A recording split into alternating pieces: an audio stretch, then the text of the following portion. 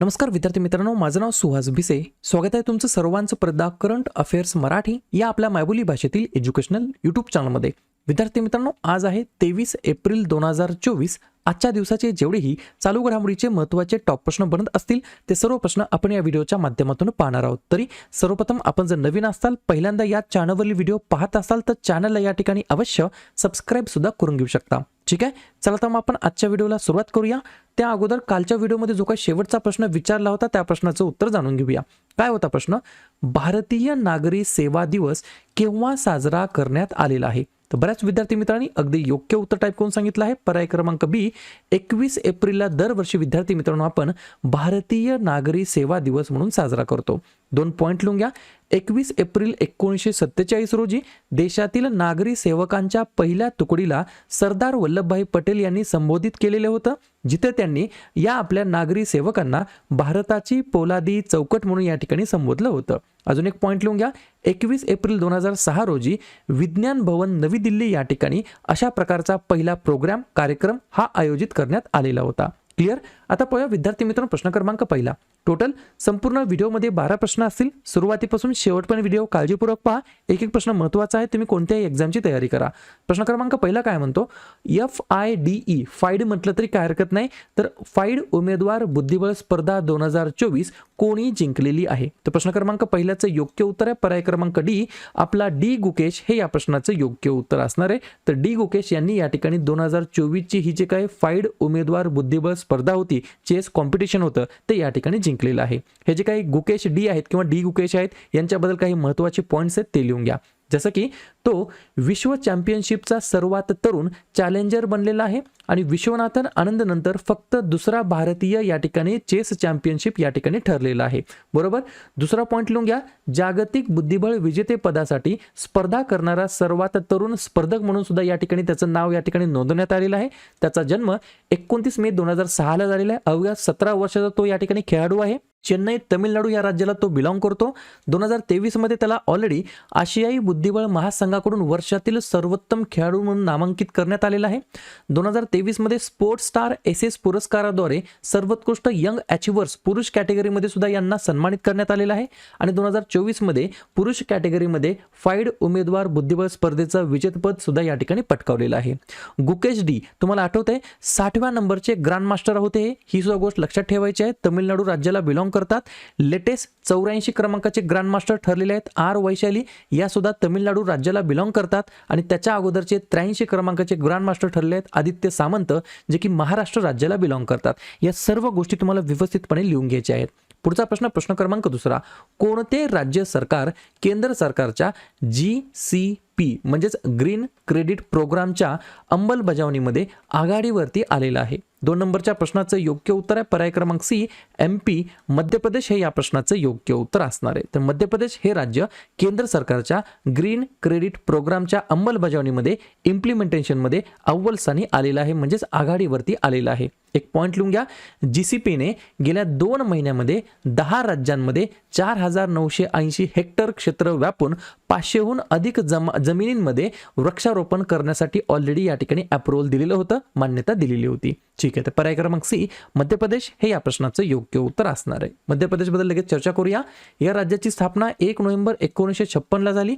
मुख्यमंत्री आहेत मोहन यादव, राज्यपाल आहेत मंगूभाई छगनभाई पटेल आणि राजधानी आहे भोपाळ. 8 महत्त्वाचे राष्ट्रीय उद्यान आहेत: बंधवगड, कान्हा, पेंच, संजय, सातपुरा, पन्ना, वनविहार आणि कुनो. आणि 4 महत्त्वाचे धरण आहेत: गांधीसागर, बनसागर, बारगी आणि बारणा. पुढचा प्रश्न क्रमांक 4. Dragon fly rotor craft mission अलीकडेच बातम्यांमध्ये दिसत आहे, तर कोणत्या अंतराळ संस्थेशी हे dragon fly rotor craft mission संबंधित आहे, रिलेटेड आहे? 4थ्या नंबरच्या प्रश्नाचं योग्य उत्तर आहे पर्याय क्रमांक ए, नासा हे या प्रश्नाचं योग्य उत्तर असणार आहे. तर नासा या स्पेस एजन्सीच्या रिलेटेड ही या ठिकाणी काय आहे, मिशन आहे. Dragon fly rotor craft mission असं या मिशनचं नाव आहे. नासा हे योग्य उत्तर असणार आहे. तर लगेच आपण नासा बद्दल सुद्धा रिव्हिजन टाकूया. फुल फॉर्म आहे national aeronautics and space administration. स्थापना झाली 1 ऑक्टोबर 1958ला. संस्थापक होते ड्वाईन डी आईन्सहावर. प्रशासक आहेत या ठिकाणी बिल नेल्सन आणि मुख्यालय आहे Washington DC, United states of America या ठिकाणी. पुढचा प्रश्न, प्रश्न क्रमांक 5वा. इंटरग्लोब एंटरप्राइजेस केव्हापर्यंत भारतातील दिल्लीच्या कॅनॉट प्लेस ते हरियाणाच्या गुरुग्राम पर्यंत सर्व इलेक्ट्रिक एअर टॅक्सी फॅसिलिटी सुरू करणार आहे? 5व्या नंबरच्या प्रश्नाचं योग्य उत्तर आहे पर्याय क्रमांक सी, पर्याय क्रमांक डी, 2026 पर्यंत हे या ठिकाणी पॉसिबल होणार आहे. काळजीपूर्वक ऐका मी काय सांगतोय. इंटरग्लोब एंटरप्राइजेस ही काय आहे? भारतातील सर्वात मोठी एअरलाईन इंडिगोची मालकीची असलेली ही कंपनी आहे, जिचं नाव आहे इंटरग्लोब एंटरप्राइजेस. ही काय करणार आहे तर दिल्ली ते हरियाणा या दरम्यान सर्व इलेक्ट्रिक एअर टॅक्सी सेवा सुरू करणार आहे. जेव्हा हे सुरू होईल तेव्हा दिल्ली ते हरियाणा हे अंतर अवघ्या 7 मिनिटांमध्ये या ठिकाणी कंप्लीट होणार आहे. अजून एक एक्स्ट्रा पॉइंट लिहून घ्या. इलेक्ट्रिक व्हर्टिकल टेक ऑफ आणि लँडिंग एअरक्राफ्टमध्ये 4 प्रवासी व्यतिरिक्त वैमानिक वाहून जाण्याची या ठिकाणी कॅपॅसिटी असणार आहे. पुढचा प्रश्न, प्रश्न क्रमांक 6वा. वर्ल्ड बुक डे म्हणजे जागतिक पुस्तक दिवस केव्हा साजरा करण्यात येत असतो? 6व्या नंबरच्या प्रश्नाचं योग्य उत्तर आहे पर्याय क्रमांक सी, आजच्या दिवशी. दरवर्षी विद्यार्थी मित्रांनो 23 एप्रिलला जागतिक पुस्तक दिवस म्हणून आपण साजरा करतो. याच दिवशी अजून एक दिवस आहे इंग्लिश लँग्वेज डे म्हणजेच इंग्रजी भाषा दिवस म्हणून सुद्धा आपण साजरा करतो. ठीक आहे. 2024 ची जर तुम्हाला थीम विचारली जागतिक पुस्तक दिवसाची तर लिहून घ्या रीड युअर वे, अशा प्रकारची थीम आहे 2024 साठी. ठीक आहे. प्रश्न कशा संदर्भात आहे? महत्त्वाच्या दिवसाबद्दल. तर लगेच एप्रिल महिन्यातील जे काही महत्त्वाचे दिवस आहेत त्याच्यावरती आपण चर्चा करूया. लिहून घ्या. 1 एप्रिल ते 7 एप्रिल पहिला आठवडा आपण अंधत्व प्रतिबंध आठवडा म्हणून आपण साजरा करतो. 2 एप्रिल आंतरराष्ट्रीय बाल पुस्तक दिवस. 4 एप्रिल खान जागृतीसाठी आंतरराष्ट्रीय दिवस. 5 एप्रिल राष्ट्रीय सागरी दिवस. 7 एप्रिल जागतिक आरोग्य दिवस. 9 एप्रिल जलसंधारण दिवस. 11 एप्रिल महात्मा ज्योतिबा फुले यांची जयंती तसेच जागतिक पार्किन्सन दिवस असतो.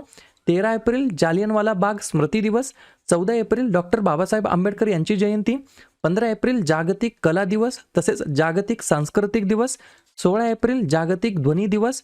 18 एप्रिल आंतरराष्ट्रीय स्मारके व जागा दिवस आणि जागतिक वारसा दिवस. 21 एप्रिल भारतीय नागरी सेवा दिवस. 22 एप्रिल जागतिक पृथ्वी दिवस. 23 एप्रिल जागतिक पुस्तक दिवस आणि इंग्रजी भाषा दिवस. 24 एप्रिल भारतीय पंचायती राज दिवस. 25 एप्रिल जागतिक मलेरिया दिवस. 26 एप्रिल जागतिक बौद्धिक मालमत्ता दिवस आणि 29 एप्रिल आंतरराष्ट्रीय नृत्य दिवस. क्लिअर? पाहूया पुढचा प्रश्न, प्रश्न क्रमांक 7वा.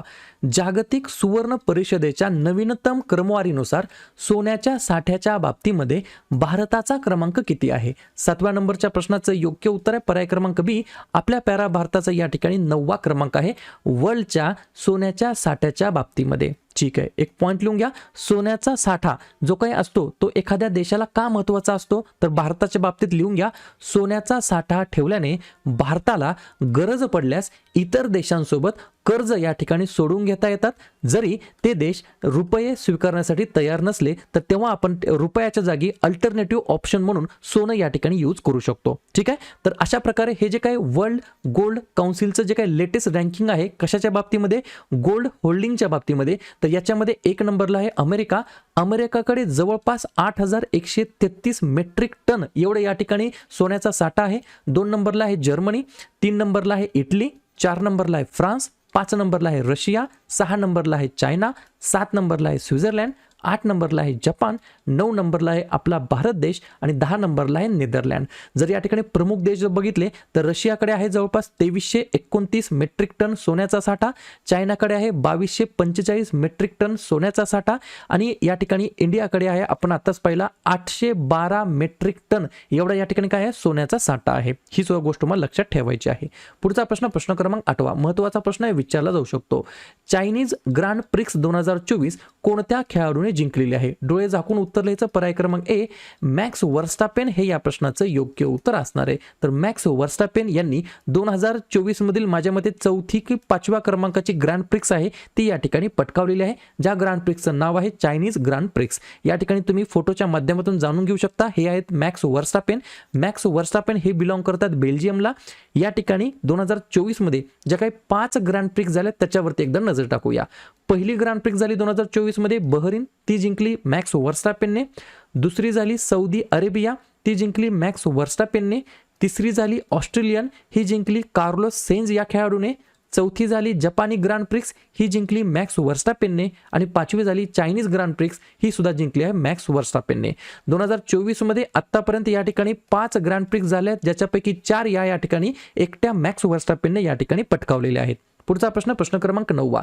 शिक्षक भरती घोटाळा अंतर्गत कोणत्या उच्च न्यायालयाने 25,000पेक्षा जास्त शिक्षकांना या ठिकाणी काढून टाकलेलं आहे, फायर केलेलं आहे, बडतर्फ केलेलं आहे. बडतर्फ करणे म्हणजेच काय, कायमचं नोकरीवरून काढून टाकणे. 9व्या प्रश्नाचं योग्य उत्तर आहे पर्याय क्रमांक डी, कोलकाता किंवा कलकत्ता असं म्हटलं तरी काय हरकत नाही. कोलकाताच्या उच्च न्यायालयाने या ठिकाणी सरकारी प्रायोजित आणि अनुदानित शाळांसाठी 2016ची जी काही भरती प्रक्रिया होती ती पूर्णपणे या ठिकाणी रद्द केलेली आहे. आणि कोर्टाच्या आदेशानुसार तब्बल 25,753 नियुक्ती झालेले जे काही शिक्षक आहेत त्यांना त्यांच्या नोकऱ्या या ठिकाणी गमावाव्या लागणार आहेत. आणि विशेष म्हणजे हायकोर्टने, उच्च न्यायालयाने अजून एक गोष्ट त्यांना सांगितलेली आहे, जेवढाही त्यांना आतापर्यंत पगार मिळालेला आहे तेवढा त्यांना वापस करावा लागणार आहे. विशेष म्हणजे 12% व्याजासह परत करण्यासाठी सुद्धा सांगण्यात आलेलं आहे. मला वाटतं हे 30 दिवसाच्या आत त्यांना करायला सांगितलेलं आहे.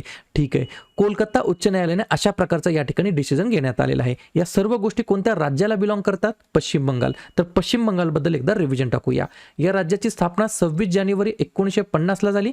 मुख्यमंत्री आहेत ममता बॅनर्जी, राज्यपाल आहेत CV आनंदा बोस आणि राजधानी आहे कोलकाता. 3 महत्त्वाचे राष्ट्रीय उद्यान आहेत, सुंदरवन, गोरुमारा आणि जलदपारा. आणि 3 महत्त्वाचे धरण आहेत, फरक्का, दुर्गापूर आणि कागजबाटी. पुढचा प्रश्न, प्रश्न क्रमांक 10. युव्हिकोल एस कोणत्या संस्थेने नवीन तोंडावाटे कॉलरा लस या ठिकाणी मंजूर केलेली आहे, म्हणजेच वॅक्सिन मंजूर केलेली आहे. 10व्या नंबरच्या प्रश्नाचं योग्य उत्तर आहे पर्याय क्रमांक सी, WHO ने याला या ठिकाणी अप्रुव्हल दिलेलं आहे. स्पेलिंग व्यवस्थितपणे लिहून घ्या, EUVICHOLS. युव्हिकोल एस म्हटलं तरी काय हरकत नाही. कॉलरा हे काय आहे? एक तीव्र अतिसाराचा संसर्ग आहे जो विब्रिओ कोलेरी या जीवाणूने दूषित अन्न किंवा पाणी खाल्ल्याने होतो. आणि ही जी काय वॅक्सिन आहे युव्हिकोल एस याची निर्मिती कोणी केली आहे? तर EU biological corporation limited, republic of कोरियाद्वारे हे या ठिकाणी विकसित करण्यात आलेली आहे. तर WHO ने याला या ठिकाणी काय केलेलं आहे? अप्रुव्हल दिलेलं आहे, मान्यता दिलेली आहे.